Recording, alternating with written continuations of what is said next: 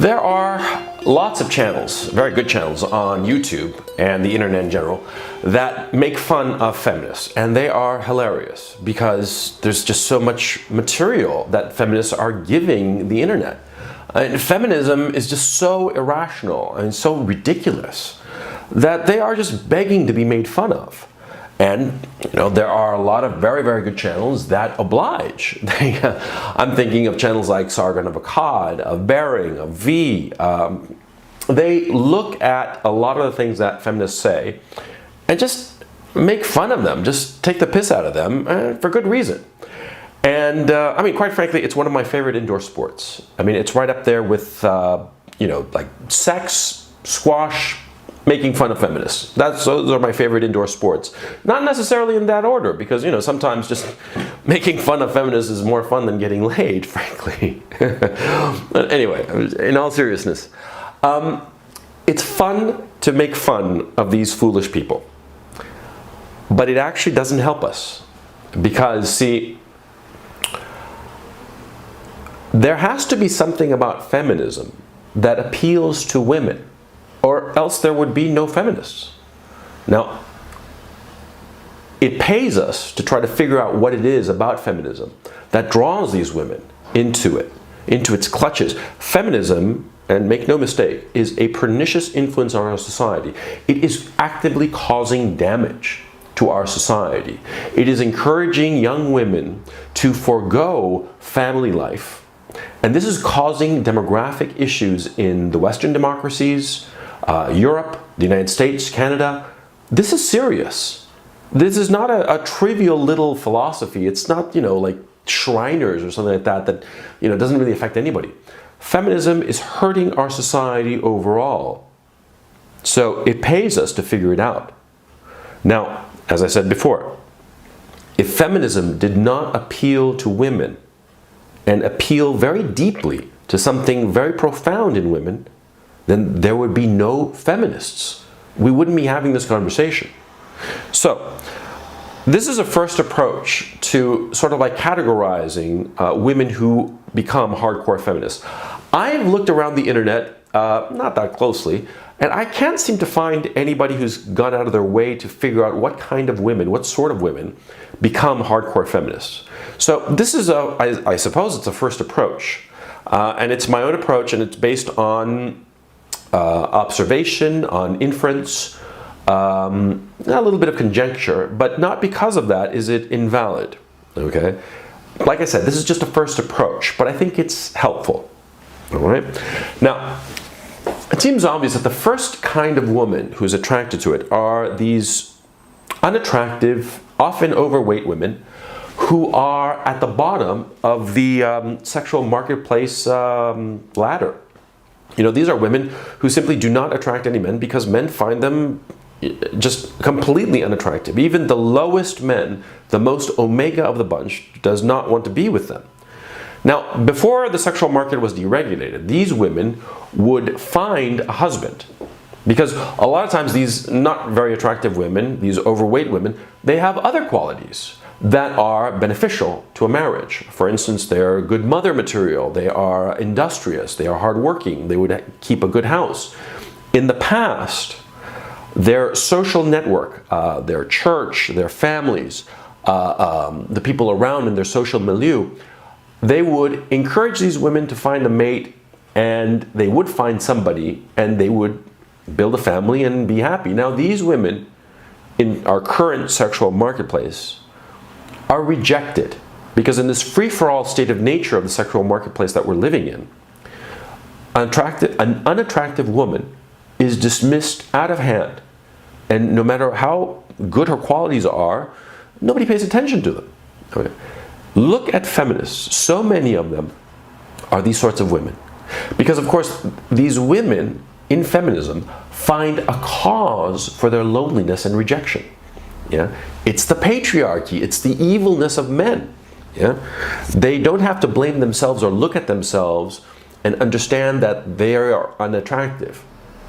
They can blame somebody else, because we all want to be blaming somebody else. We never want to face our own mistakes. We never want to face up to the fact that we did something wrong and that our fate, our destiny, sad as it may be, is because of us. Nobody wants to ever do that, and these unattractive women are no different.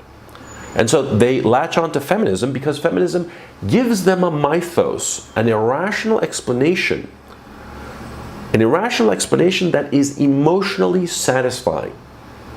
Because it's not that there's a patriarchy out to get these women, but it feels good to be the victim of something else, something outside that is causing these women to be so unhappy.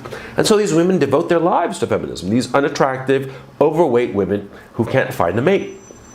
And, examples of this are legion. I'm thinking Andrea Dworkin, Elaine Showalter, Trigglypuff. Who could forget Trigglypuff? I mean, that woman is classic. That's the first kind of woman. Now, the second kind of woman is different. She is moderately attractive to, sometimes very attractive, but she has a very domineering personality. Yeah, she is a woman. You could say it that she has high T count or something, or whatever you want to call it, but she is domineering and forceful. And she seeks an alpha male to match her domineering forcefulness. Yeah? Now, of course, what happens is that, most men do not want a forceful, domineering wife or mate for a very simple reason. Most guys, we go out into the world, we slug it out with our peers. We're slugging out for dominance on the job, in this business, and this and that, the other. Yeah? When we get home, we do not want to be challenged. We just want to relax. We just want to recover so that the next morning we get up, kiss the wife and kids goodbye, and go off into the world to slug it out some more. We don't want to come home to some woman who is challenging us. Who needs that? Yeah? Now, these women who are domineering, who are very capable, okay, these are capable women, yeah? They are rejected by the sexual marketplace. And so again, they find consolation in feminism. What does feminism always say? Oh, those men, they can't accept strong, challenging women, independent women. Well, yeah, because who wants to be around such a person? Nobody. I mean, who wants to be around somebody who's challenging you all the time? It's no fun at all, I mean, nobody wants to have a romantic relationship that is a perpetual challenge. So these women are rejected. They don't want to go with the beta male who does accept her, because have you noticed that a lot of these challenging and quote unquote difficult women, they wind up with a beta male who puts up with all their bullshit. Yeah? Why? Because the beta male can't find any other option. There's nobody else around that'll go for him. Okay, so he puts up with her because she's the best that he can find. And she knows this. The strong, domineering woman knows this, and she doesn't like it. She doesn't want to be with a beta male. She wants to be with a strong alpha male who can put her in her place. But she has been educated to believe that a man who puts her in her place is a man that she does not want. It is precisely that she wants, which she is not getting, that gets her these beta males who don't challenge her, put up with all her crap, and she's miserable about it. Yeah? Examples of this are legion as well. I mean, think of women like, Simone de Beauvoir. Think of, the woman from the Golden Notebook. What's her name? Doris Lessing. All sorts of women like this. Very capable women who find no outlet for their abilities, for their domineering personality. Now, these are women who ordinarily would have made very strong matriarchs, but they are not finding a place for themselves in the deregulated sexual marketplace, and so they are gravitating to feminism. And feminism teaches them that they should indulge in their overly aggressive, domineering personalities. Now, this further alienates them from potential mates, while further cleaving them to the ideology of feminism. Okay? Now, the third kind of woman that I've noticed is actually very interesting. These are sexually provocative women, very attractive women, who use feminism as an ego inflation tool. It sounds really weird. Let me explain the idea. These are very attractive women who gravitate to feminism because in feminism, they are the center of attention. Now, examples of these sorts of women are legion. I'm thinking Naomi Wolf, Susan Faludi. Susan Faludi's book, Remember Backlash, which is an incredibly idiotic book, but I remember when she was doing all the press junkets for that book. She was so attractive. She was hot, you know? So everybody wanted to interview her. Look at Angelina Jolie. You know, an empty-headed little Hollywood starlet, you know, nobody, yeah?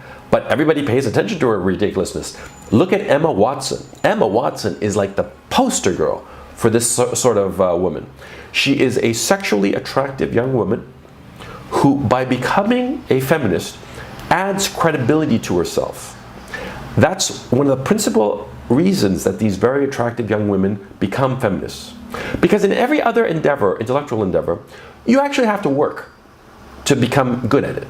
If you want to be a writer, if you want to be a historian, if you want to be a doctor, if you want to be a lawyer, if you want to be whatever, you have to work a lot to be good at it, to be taken seriously. See, there's a certain kind of narcissistic young woman who is extremely attractive. She is narcissistic because of her attractiveness, because all of her life she's been told how attractive and pretty and wonderful she is. She's the little princess. Now this woman, when she gets to a certain age, college age, she realizes that there are people much more capable than she is.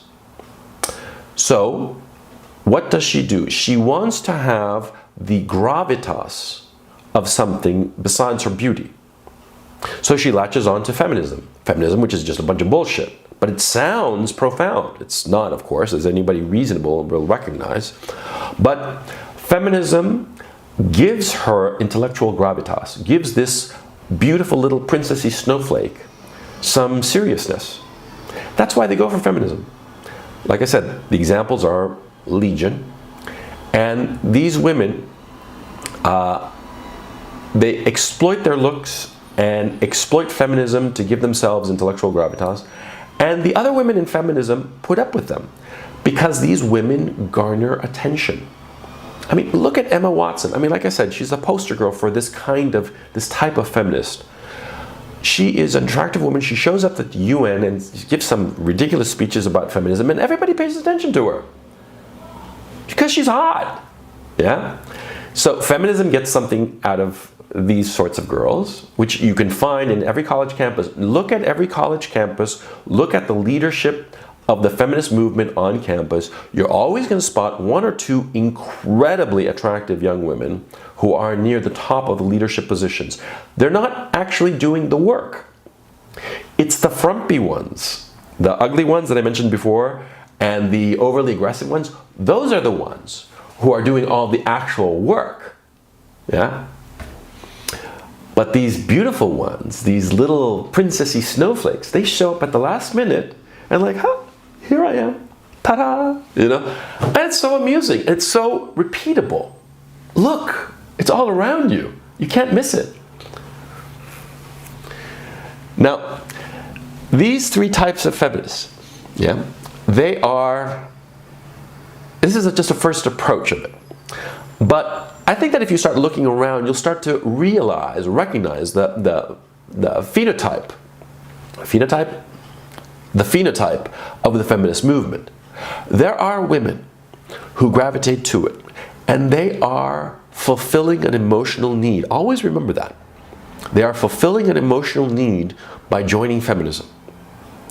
Now, I think the way to defeat feminism is to somehow identify these women and show them that the emotional need that they feel is being fulfilled by feminism can be fulfilled by other things, other more important transcendental things. I think that that would be the best way to approach women, especially women in leadership positions in feminism, and get them to break away from feminism. Because at the end of the day, feminism is a cancer on our society, and we have to cut it out. And the approach I'm thinking takes time, of course, but I think in the end is much more useful and beneficial for society as a whole. Because crushing feminism is not going to help. What we have to do is we have to get women who are entertaining the notion of joining feminism to laugh at it and to look at how ridiculous it is, and also to find ways that they can fulfill those emotional needs by other means that do not involve feminism. This is just an idea I have. If you think it's full of shit, say so in the comments. And if you like it, press that like button, and I'll see you next time.